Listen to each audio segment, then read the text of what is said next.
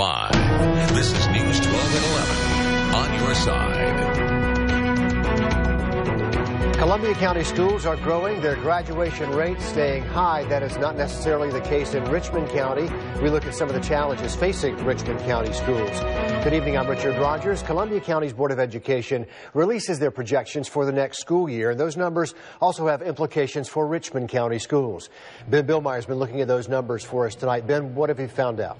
Well, Richard, it's still a tough road ahead for Richmond County when it comes to getting their students to graduation. And some cuts at the top certainly aren't helping.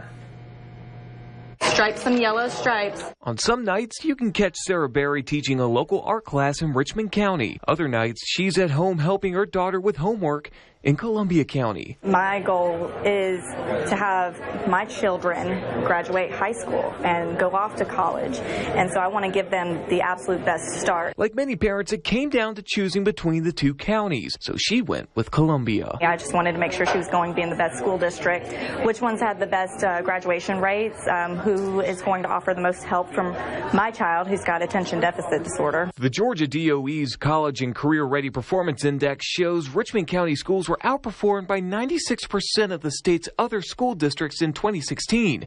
The head of Georgia's Association of Educators says there are some challenges. On the local level, you have property taxes, you have SPLOST, and if you have an area where there's high poverty, the schools are not funded as well. And then you won't have going the county to county. Military families play a role too. Numbers from the Georgia Department of Education show over the past 5 years, 19% of military students have left Richmond County schools, while Columbia County saw a 25% increase. And then make yourself a little circle. As for Sarah, she says parents play a big role too. Educate your children on how they should act. That way when they're in school, all they're doing is grasping everything. All they're doing is getting their minds molded.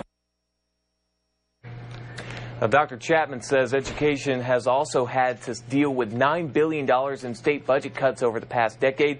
And he says that's going to hit school districts with high poverty rates like Richmond County especially hard.